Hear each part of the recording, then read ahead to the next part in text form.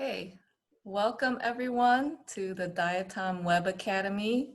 The Web Academy is hosted by the Diatom Taxonomic Certification Committee, and we are joining you here today to do a special workshop on Diatom Voucher Floras. And we will have a discussion at the end of the talk, where we'll be doing it a little bit differently from previous webinars where you'll be able to use audio. And we will also have a follow-up part 2 of the workshop on May 26th. And we will send more information by email. So with that, I'll hand it over to Sarah to introduce our speaker. Great, thank you, Sylvia. And I'd like to also welcome everyone. And I'm really happy today to introduce Meredith Tyree, who's today's speaker. And also actually in this two-part webinar, we'll be presenting some information today, and then anyone who'd like to participate during the next 2 weeks will have some work to do, and then we can come back together and talk further about it. So we're trying out this new format. So I feel really fortunate to have Meredith here. Meredith has been working as a research associate at University of Colorado. For her graduate research, Meredith worked on reference diatom assemblages in streams in the Southeast. And she did a lot of working with characterizing different diatom communities and what are the differences in the ways that you can enumerate them, and also worked on how to really document diatom floras in a way that they can be consistent and transparent. And in the process of doing that, she's developed some really neat tricks to handle huge numbers of images and use them effectively. And so Meredith is going to be sharing that with us today. So thank you, Meredith, and welcome to Diatom Vouchers, a better way to work. Thank you, Sarah. Yeah, I'm really excited to give this talk today, but I'm even more excited to see how this goes over the coming week as we give everyone the opportunity to work with these materials on their own time and then come together again next Tuesday for a more Q&A style webinar. So today's talk is honestly going to be on the shorter end of things, where I'm just going to discuss what voucher floras are and why we think that they are incredibly important. That way we can have some more time at the end for any questions or discussion that people want to have. And the other statement I just want to make before I get started is that we've trained people in workshops before about how to make voucher floras, but this is really our first cut at trying to do this in this new world of everything being virtual. And I think that that's going to come with some challenges, and we're going to have to work through some things, but I'm also really excited for what that means for making this more accessible to people who can't necessarily fly out to one of our in-person workshops. So all of that to say, we really welcome feedback throughout this process, both positive and negative. We really want to improve this as we go and make this the best possible learning experience. So, with all of that said, I'll go ahead and jump in on why we see voucher floras as a better way to work. This all goes back to this problem within the diatom community, where as we as a community analyze data produced by different analysts across laboratories, we've been finding that data can have a strong analyst and/or laboratory signal. And that bias, that signal, it obscures the environmental signals that we actually need to detect and that we're actually caring about when we gather this data. So I think one of the most striking illustrations of this problem comes from the 2008 EPA NRSA, which Sylvia Lee and others worked on. And this is an ordination that they had put together where each point represents the diatom community at each site, and each analyst and their multiple data sets they produced are shown in a different color. And looking at this, it's pretty striking visually that those points are really clustering according to analyst, where we have that analyst in green clustered at the bottom and the analyst in blue clustered up into the top left. And visually what that's telling us is that analyst is a stronger signal than environment in this data set, i.e. water chemistry, which is what we care about. And when this data was analyzed with the Permanova, the analyst who did the counting at each site accounted for 25% of the variation in the data. And that's terrible news because that analyst bias is creating noise that's limiting our ability to actually use the data for the bioassessment applications that it typically is acquired for. So often the next question becomes, well, why not just do a post hoc harmonization of the data? And that's what Lee et al. Did. And following data correction, that analyst bias was greatly reduced, but that comes with some caveats. So number one, the analyst bias was still detectable. Number two, data correction had to involve some loss of data specificity, including grouping some species together, having to round some up to their genus level, and then having some complexes being omitted from the data set altogether. And the third point is that it's just required a lot of time to do this type of intensive correction. And so we think this harmonization process in this paper is super important because we have all these past data sets that we want to use. But moving forward, as we are collecting new data, we would obviously prefer to prevent that bias from creeping into the data set to begin with. And another question I often get is, well, why is this even a problem? And what I need to emphasize here is that we think that this is a process problem, not an analyst problem. So analysts are typically instructed to assign names as they sit at the microscope counting, and although they are collecting voucher images of each species, those images are typically not shared among analysts during the actual counting process. And the other problem is that a lot of our work depends on reliance on European floras because that's where a lot of taxonomic work has just been done. And not all analysts have those same European references. So the process is kind of forcing analysts to pigeonhole these American species into different European names that don't necessarily align. And that results in bias that is not a result of the analyst. So analysts are not the problem. Analysts are very talented at what they do. It's really the enumeration process that is setting us up for failure. And so that's why we think that what needs to change is how we enumerate. And what we are proposing as a solution is this 4-step protocol be implemented to reduce bias, and we have shown to reduce bias in our own data in the Spaulding lab. So I'm going to list these 4 steps of the protocol quickly here, and then I'm going to walk through them a bit more carefully in the next few slides. So step 1 is, the meat of what we're talking about today and what people are going to be working on in the coming week if they so choose, which is to produce an a priori voucher flora of images that are based on morphological operational taxonomic units, or MOTUs.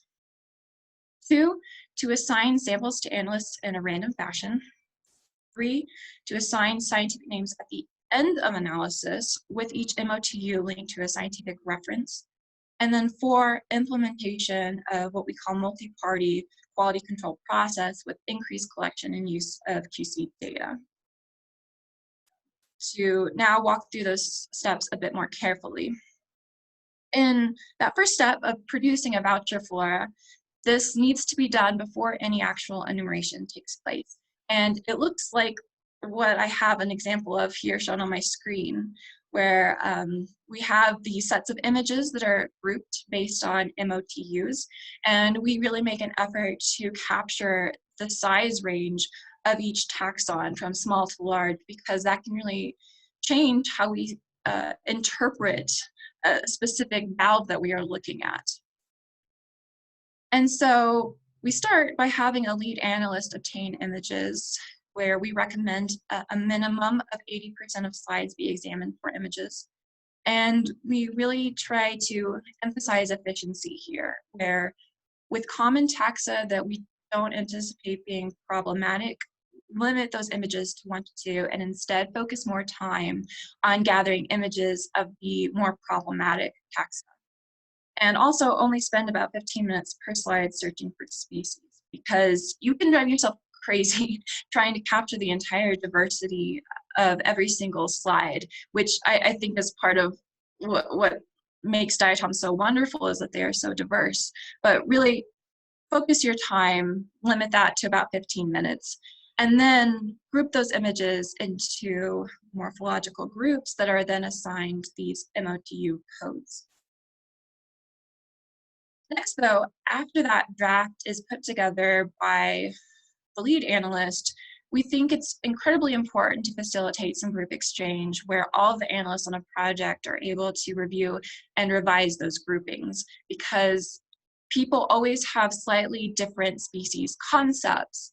And when it comes to difficult valves that are perhaps really small, or maybe a particularly plastic genus or whatever it is, we need everyone to be on the same page before we start counting. And so the lead analyst needs to be able to coordinate all of the other analysts to reconcile any differences and to take their input. And we have this phrase, when in doubt, split it out. And that's because if you split, you can always lump back together after the data is collected. Whereas you can't do the opposite. Once you've started counting, it becomes practically impossible to split out groups again. So I have this example of Alocasyra 10 from a project where I was a lead analyst. And this was a survey of lakes. And up until that point, I had only ever analyzed stream samples. And so I was particularly weak when it came to my knowledge of centrics compared to my knowledge of other groups. But luckily, I had analysts on the project who were incredible when it came to Alocasyra, and they very wisely pointed out to me that, hey, this frustral doesn't belong, that's a different species. And so I was able to then pull that out. I went back to the slide and gathered some more images, and then we made those separate MOTUs during counting. So this is just an example of why it's so important to get that feedback first, because that really improved the overall quality of our data in the end. And, you know, if at the end we had decided that actually Alocasyra 11 is the same species as 10, we could have easily merged those back together with just a simple line of code. So to recap voucher floras and how they work, we see them as this really valuable custom taxonomic guide that's really tailored to a specific region and maybe even just a specific project. And of course, before counting, images are collected, organized into MOTUs. Each MOTU is assigned a provisional name. We like to use genus-based codes. So for Gomphonema, I would use GOM, etc. Inevitably, no matter how thorough you think you are creating your flora, people are going to encounter new species that are not in the flora as they actually count. And becomes a really simple process, though, that analysts simply take images of those new species as they are encountered. Those are added into the flora as new MOTUs, and then those new MOTUs become available for all of the analysts to use. Identification of species is delayed until the final step in analysis. I'll talk more about why that's important later. Voucher serves as a permanent record of the study. So as taxonomic understanding changes over time, or as we simply recognize errors in our data sets, it's important that any of those changes or any of those errors be as transparent as possible. We don't want to cover those up, but we want to be able to see them explicitly so we can address them. And then finally, slides are deposited in a public herbarium and can always be related back to the flora. So that's voucher floras. The next step in our protocol is to assign samples in a random fashion. And I think when I say this, some people kind of look at that and think, well, that should be obvious, but it isn't. Lots of past studies have not assigned samples that way because they would prefer to let people specialize in a certain region or a certain state. And that has merit, but the problem with that is that now we know that bias can be such of an issue in our data sets. When we have diatom biogeographic regionalism entangled with analyst bias, we aren't able to separate those two. And so we need to remove that confounding factor of regionalism in order to detect and quantify bias. So what we are saying is that in this overly simplified picture of North America, if we have a bunch of Canadian samples, we don't want to give all of those to analyst A and all the US samples to analyst B and all the Mexican samples to analyst C, but rather randomize that sample assignment. Third step is link each MOTU to a scientific reference. So after the data has finished being collected, we put together this large spreadsheet of data where we have a column for the bench name that was used during the analysis, and then a new column for bench merged, where we can make those merges that I was talking about earlier. So for this project, for example, if you see my cursor, we have actinium 2 and 4 that were merged into actinium 1. And this is reflected in our column of scientific names here.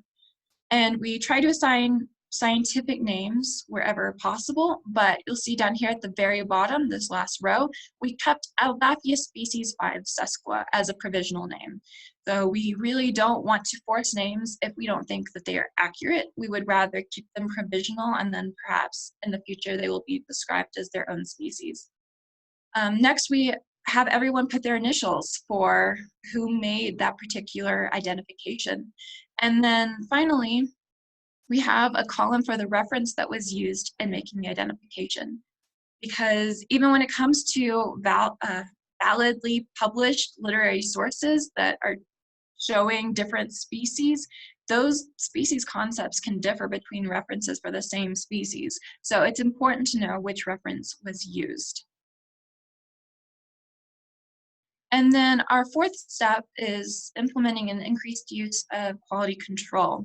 So what I mean by that is that typically in the past, a single external analyst would attempt to locate a scribed line on a slide and then examine the same 300 cells, aka 600 valves, that the primary analyst had examined. And the problem is that we find that that's just not possible in practice. And so what we advocate for is instead to use 10% self-recounts of your own samples to assess internal consistency and sample variation, and then also 10% cross-recounts with your other analysts to assess analyst comparability and sample variation. And to illustrate why we think that's important, I wanted to discuss this box plot here. And there's a lot going on, but what we're looking at are Bray-Curtis similarities between repeat counts of QC samples across 6 different studies. And this first study here, the MSQA, this study was analyzed not implementing these 4 steps of the protocol that we are advocating for here. This was using, for lack of a better word, more traditional protocols. Whereas these other 5 studies all used the 4 solutions that we're outlining here. And so as a result of that, what you can see is that MSQA only has cross QC counts and does not have any self QC counts. And the reason that we see that as important is, for example, when we look at that, we see that the MSQA has fairly low Bray-Curtis similarity between repeat counts compared to the other studies, with the exception of this Northeast Lake study here in black on the very end. The thing about Northeast Lakes, though, is we have both cross and self-QC. And we see that the cross-QC and the self-QC are essentially identical to one another in terms of how similar the repeat counts are. we tend to assume that people are pretty self-consistent. That has to be an assumption that we make when we're hiring people on a project. And so as we look at the cross QC, we see that people were as consistent with other analysts in that project as they were with themselves, which gives us more confidence that there's something else going on that's lowering that overall Bray-Curtis dissimilarity between the cross counts. And in fact, I don't want to go too deep into this, but when we examined the diversity of these samples, this was a very diverse project. Species richness was incredibly high. And so that would be an explanation for why those Bray-Curtis similarities are fairly low for Northeast Lakes. Coming back to MISQA though, the MSQA, we don't have those self-QC counts to compare to. So we don't know how we should interpret these fairly low cross-QC counts.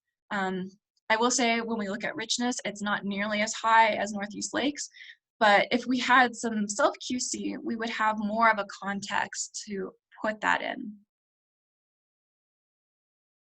So as a result, what we have been finding within those studies, so this is showing those same 5 regional studies from the previous page where we implemented these new protocols. What we are seeing are that visually the ordinations are not showing sites grouped by analysts. And some surveys are definitely more evenly distributed than others, but overall we're not seeing that extreme clumping like we saw with the NRSA. And also, we find in the data that analyst signal only constitutes 1 to 4% of the variation in these 5 data sets. So the analyst signal is still there, but it is much, much lower. Also, we think that voucher floras just make for happy analysts. So I described voucher floras as a custom taxonomic guide, and I think that that can really make the accounting process a lot more enjoyable for analysts. They no longer have to constantly stop every time they encounter a species and flip through their books and then find a name and then continue on, but rather have this really customized document for the samples that they are working with. And then also, in my experience, diatomists are some of the most passionate people when it comes to their work and when it comes to these incredible organisms that we work with. And so analysts take pride in their work and they want to know that they are producing the best possible quality data. So I've talked through these protocols, I've talked through what a voucher flora is and why we see it as important. Next week in part 2, we're hoping that people will have had some time in this coming week to work through the tutorial materials. They are available for download on the news page at diatoms.org. And these training materials are all based on using the open access software GIMP, which we wanted to use because it is an incredible program for being completely free. And so we really want to increase accessibility by using a free type of software. So for people who are interested, we are asking that you work through the training materials at your own pace and then come join us next week at the same time, same place, and we'll discuss the process, the good, the bad, answer questions, help you if you've gotten stuck in any particular place, and then maybe talk through some additional imaging tricks.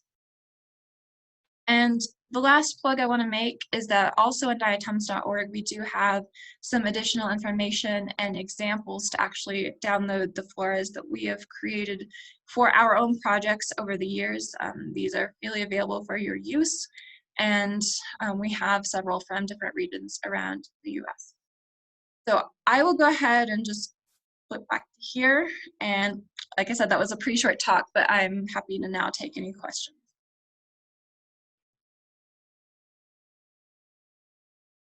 Meredith, this is Sarah. Can you describe what materials are available for people when you say work through the training materials? What will they be able to get by going to those links? Right. We have a set of example images. There aren't very many, but just some raw images from our own surveys that people can use as training. And then we also have a PDF set of instructions for how to build a flora step by step. And then to supplement that, we have a series of video clips that people can watch, and I show on the screen step by step as I create a flora. And I think that can help people a little bit better than the PDF in some ways, because they can see exactly how I'm navigating to each command that I'm doing. I have some extra narration, and people can pause and then work at their own pace.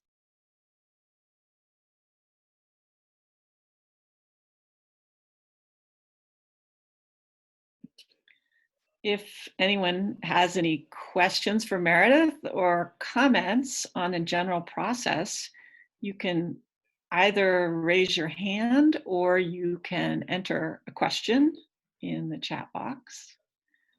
And I see a question now in the chat.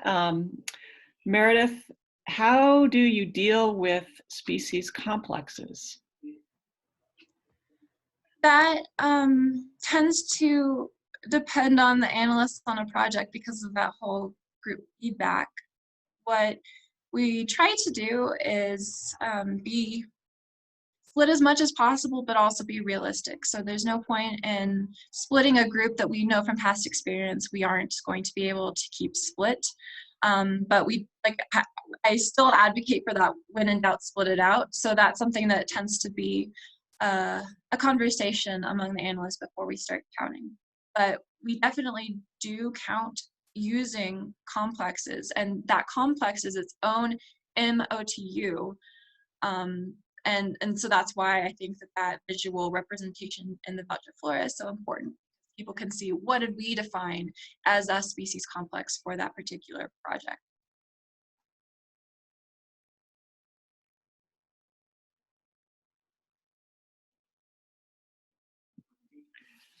I don't know if people have had the chance to look or think about these yet, but and also this really is directed at analysts at the bench, people who are familiar with working with images, who really want to be able to increase their ability to manipulate large numbers of images and do that efficiently.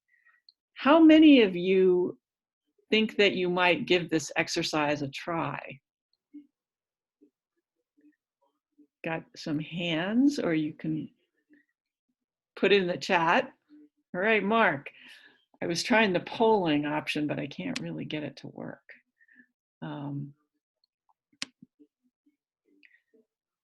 So I see. I think you can go ahead and try to, if someone had raised their hand, go ahead and try to unmute yourself if you'd like to ask a question.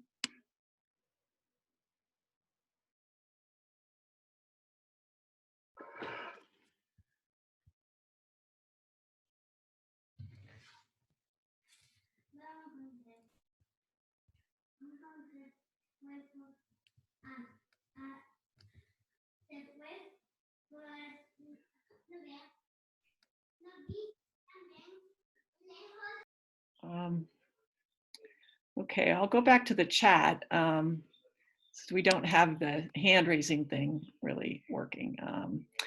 Karthik asks, is it good to scan the slides and make the voucher flora for a region before counting, or develop the flora while counting?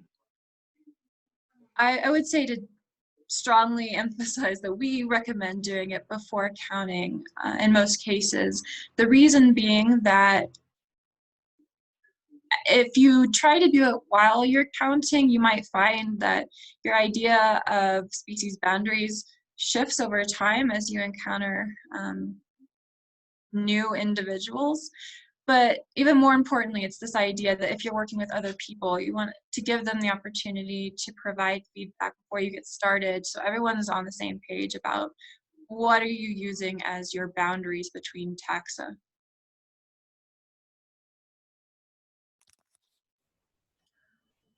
Hi, Meredith. There is a question here from Luis. Do you recommend doing this voucher flora process only for diatoms? Is it something we might do for cyanobacteria? I think that this process has a lot of positives that could translate to other taxonomic groups.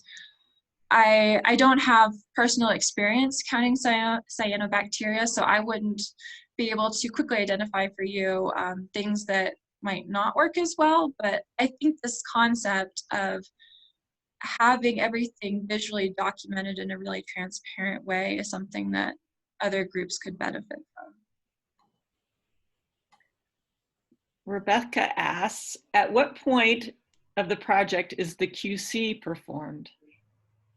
So the QC is incorporated into the rest of the counts. So the way we've done it in the past is when we work with analysts in other countries or other states or other parts of the country, that we send them a slide box with all of their slides at once, including their QC. And so QC is analyzed at the end along with all of the rest of the data. So all of the counting happens first. Okay, someone is saying that, I'm not sure the whole context of this is made easier in countries with specialists in the groups. Maybe that, Yasmin, can you maybe clarify that question?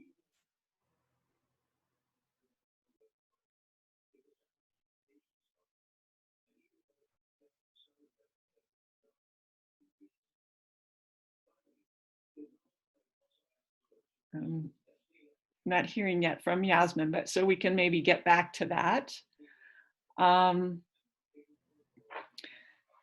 Isabel comments that she's planning to take part in the exercise, and it sounds like something that she already does, but I have never had an official process for it, so she's excited to give it a try.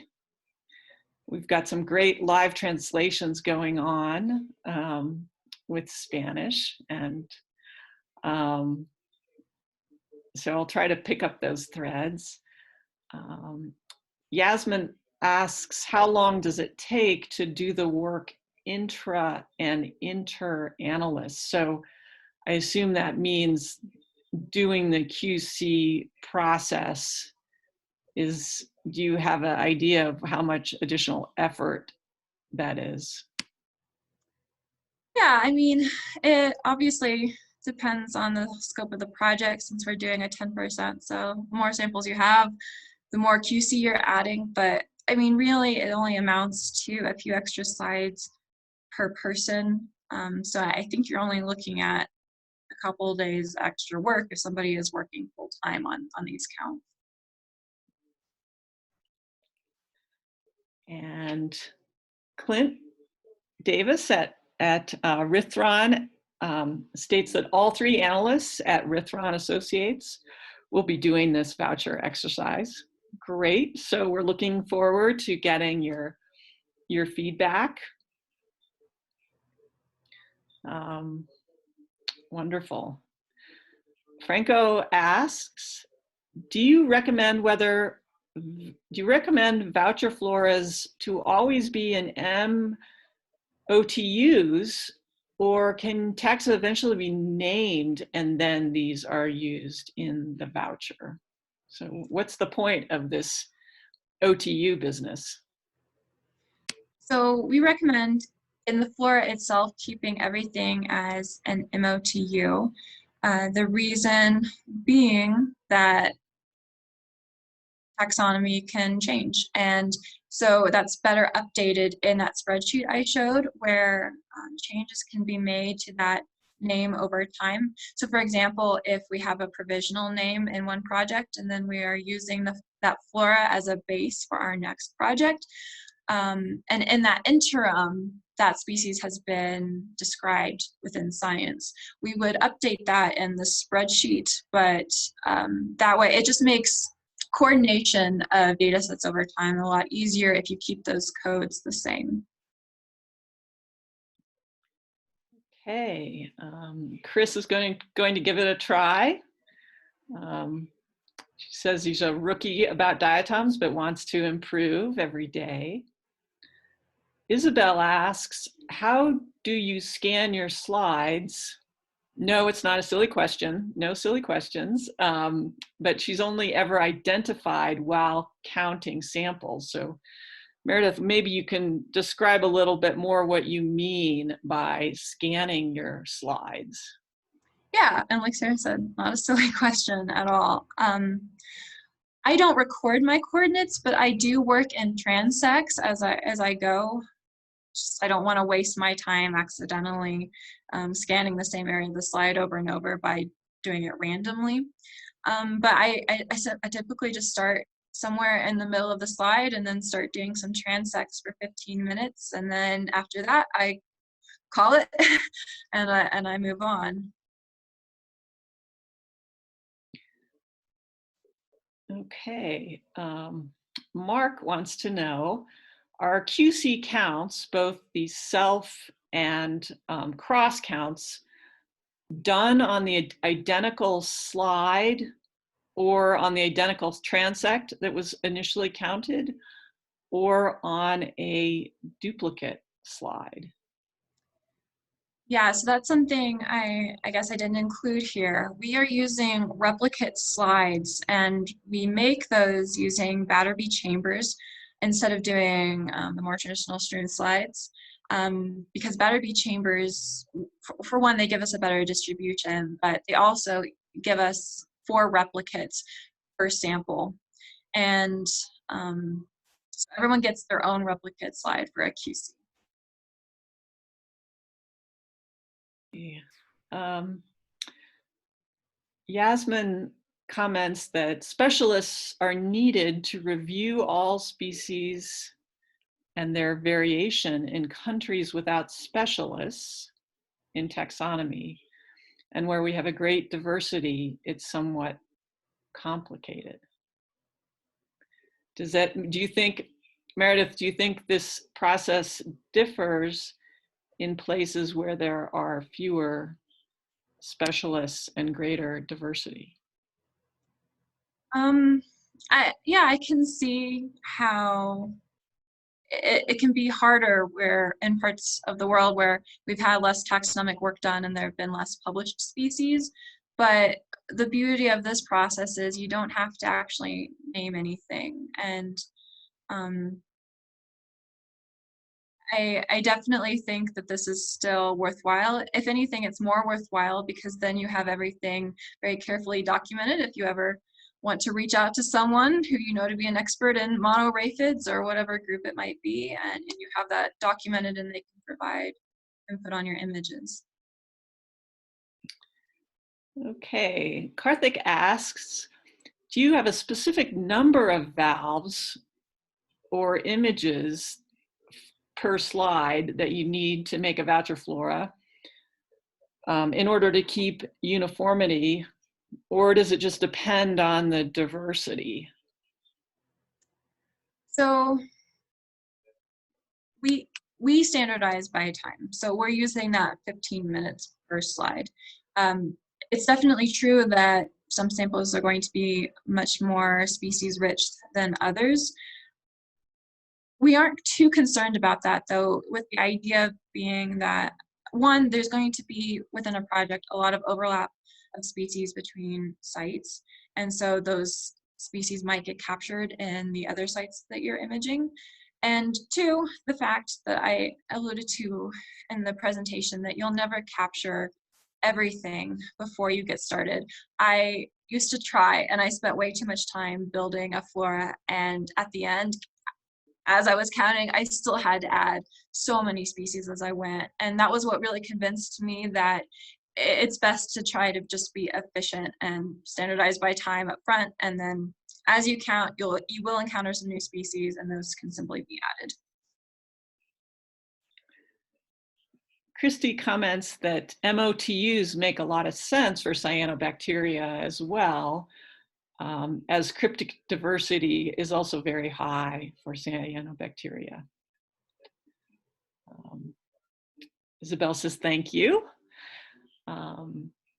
Lawrence comments that it's good training for early researchers, for those who work on diatoms. I'll give it a try, it sounds fun.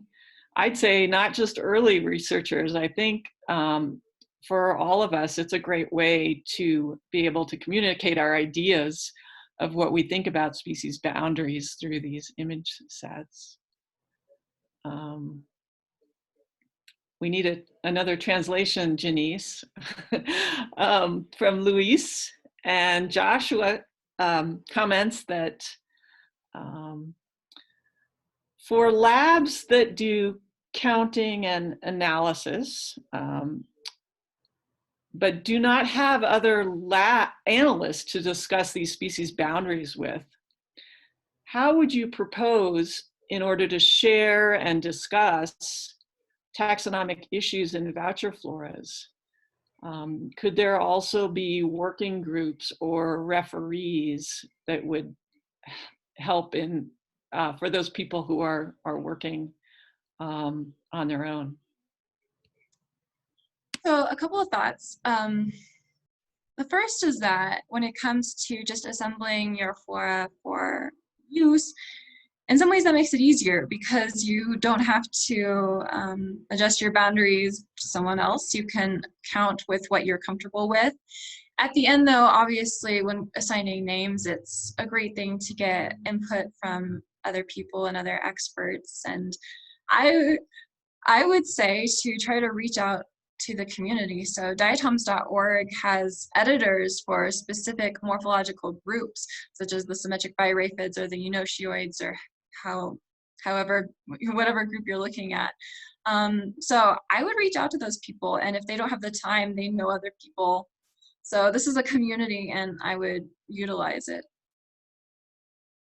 I would reiterate that point, Josh, as that's something that we do quite regularly, is, especially for groups that we're not specialists in, sending a nicely done voucher flora to Marina Potapova. She's been able to comment back to us, and in some of those cases, describe new species from groups of that we've identified in our voucher flora, or recognize things that had formerly not been seen yet in this country.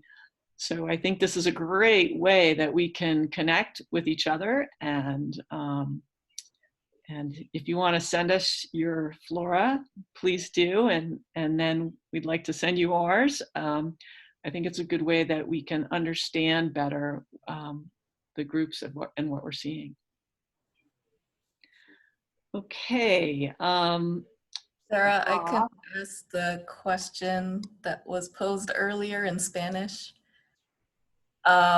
Luis asks, is there a form of measuring with confidence the biodiversity and the quantity of diatoms per milliliter of water? Yeah, so when it comes to us creating slides in our battery chambers, that is a quantitative process where we track the exact amount of material that goes into each cover slip. So that is a calculation that can be made. And he also asks if we know of any opportunities for collaboration with researchers in Colombia, especially for the Rio Guarapas. Maybe we can follow up later with you, Luis, if we can think of some folks working in that area.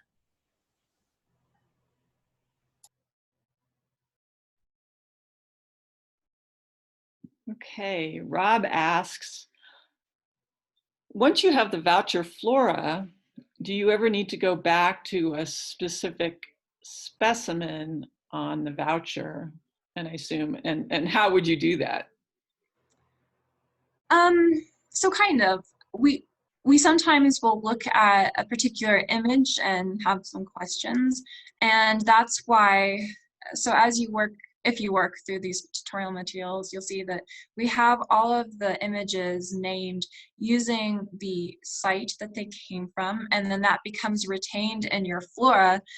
So you can go to your flora, click on the image that you have questions about, and figure out what exact site it came from. When it comes to finding the actual specimen, I mean, we don't tend to circle most of our specimens or record coordinates. We might if we had run into something particularly special, but most of the time we'll know that that species came from that sample, and so we might scan and look and see if we can find additional examples to answer whatever question we had.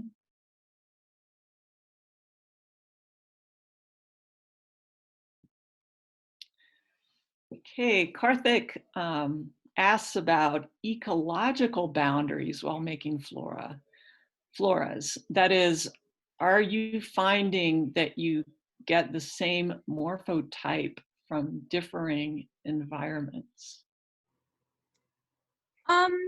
So that's something that wouldn't come out for us in our workflow until the enumeration had passed, because we tend to get the chemical data after all of the diatom data has been collected.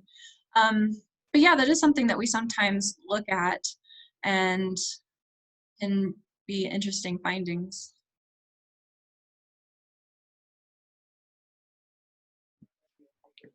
Isabel asks, what kind of information do you include with your voucher images? Do you include length, width, and stride density types of measurements? So I have had analysts ask me for this previously when collaborating with other people, and I'm the one producing the flora. We have entertained the idea, but for us, we tend to work with so many images and so many species, we decided it really isn't doable. We definitely do look at those measurements when we're making our identifications at the end. But when it comes to the actual accounting, if that's something that an analyst wants, that's something that they really need to go to the image and do themselves, because it would just be overwhelming to do that for every image in a flora. We haven't done this yet, but perhaps if people are interested, one of the additional tutorials that we could offer is use of, again, free access software that allows you to do length, width, and stride count measurements readily on images. And we do that with all the images on DONA. Actually, that's how they get entered. And so there's some ways to do that quickly.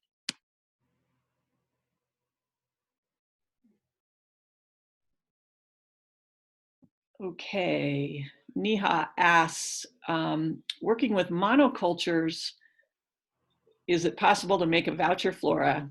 Sure, yeah, you can make a voucher flora on anything you want. But I don't know anyone that's done that, but I think if anybody's worked with GenBank, one of the issues there of depositing sequences is not having morphological data to back up what people are seeing. And so this is another way that you can do that you can provide a linkage between morphology and genomes. Okay, question here. For a voucher flora, how many specimens do you add for every unit? I assume that means morphological OTU. So how many diatoms per OTU, Meredith, do you consider as complete? Well, I mean, the minimum is just one. Sometimes if something's really rare, that might be all you get. And for common images, like I said, we really only recommend maybe a couple of images. As to a limit, I mean, that's really, I think, a professional call. The point should be to try to capture the tallest and the shortest and then a couple in between. And from there on, it really is more of at what point are you comfortable with understanding what constitutes that MOTU, and also realistically what could fit on a page. And that actually might come back into something that Meredith was talking about earlier, that people with different areas of expertise recognize features that others don't. And so that's where it's of value to try to capture the variation, and for groups that you're not as familiar with, to connect with people on what their experiences are with that group and what's characteristic of that group, as each species, each genus can have kind of a different range of morphological variation. Okay. Maria asks how you deal with species that are hard to identify and separate from each other by light microscopy. Do you wait for the SEM images? And maybe she doesn't say this, but this comes to mind of many of the small Psalophora. How do you address those, Meredith? So we do not wait for the SEMs in order to put together the flora, because the reality is that we have to go by what we can see in the light microscope, which is how we're counting. So that is how the flora is constructed. As to assigning names at the end, though, we have in the past had the opportunity to go to the SEM. We discovered that we have maybe 2 or more species that we recognize as cryptic and undistinguishable within light microscopy. And so that would be reflected in the scientific name we assign that group. So we would have to make a slash group of species A / species B. So yeah, in that sense, it does influence the overall outcome.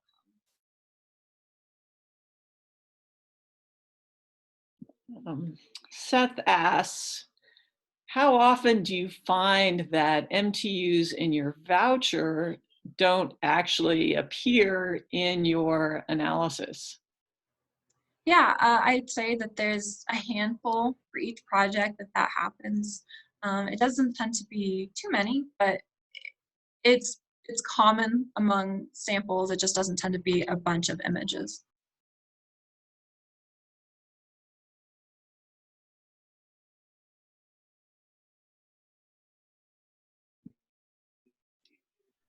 Okay.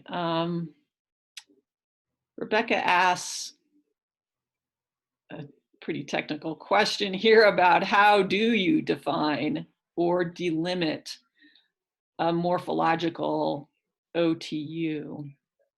Do you establish a certain level of variation in length, width, or some other feature? And maybe what I think this question is really getting down to is, what is a diatom species, and how do you recognize it based on morphology? Yeah, so that definitely just comes down to expert opinion. So I mean, that can be kind of a squishy concept, I guess, because some images can be very straightforward, and then others are a little bit more of a gray area, and it becomes a little difficult to decide, well, am I going to combine this into this group, or am I going to delineate groups in this way? That's why we really think that building a flora requires a high level of diatom expertise. This isn't something that you could really simply hire an untrained undergraduate, for example, is a question we've got before, to produce a flora. It really needs to be somebody who understands diatom species and their boundaries and can draw those limits. And I think if you're working with something that you know to be really difficult, you might cheat a little and look at the literature as you define those groups before you start counting, although I wouldn't get too attached to names at that point, but just use that literature to inform your groups. I think also what that gets down to is, you know, what we're using here in when we talk about morphological species concepts, and how do we understand the diatom life cycle, and how one cell can give rise to another cell formed within it, and those really kind of physical limitations that diatoms, because of their silica cell wall, dictate for their progeny cells, and being able to understand those size and shape relationships. We have some concepts about how that works and how cells are formed, and but then do we know actually if that's a true species? We may not. And what we're trying to do here, at least, is to say, if we use a morphological species concept, we'd like to make it clear and transparent to the world, to all of you, to see the concept that we're using and how it holds up. And we know that there are lots of other species concepts out there, and they may intersect in different ways and may be more important in other areas of diatom biology and evolution and phylogeny. But for here, in terms of doing assessment, we're trying to create a working process. Okay. Mark asks, when publishing voucher floras on diatoms of North America or in the literature, are the taxonomic decisions that are made reflected in the published voucher floras? For example, does ACM number 1 reflect the diversity that was originally thought to be separated into ACM 02 and 3, but I'm not sure if I understand your question, Mark. I think I do. So we've only published one of our floras in a peer-reviewed way, which was the Southeast. In that manuscript, no, those aren't available. Sarah, as an author on that, might be able to tell you if that's part of the supplemental material. But what I can say is that for the other voucher floras that we have on diatoms.org, we have those spreadsheets documenting all of those decisions. So you can see all of the merges that we did make. So yeah, we try to keep that transparent.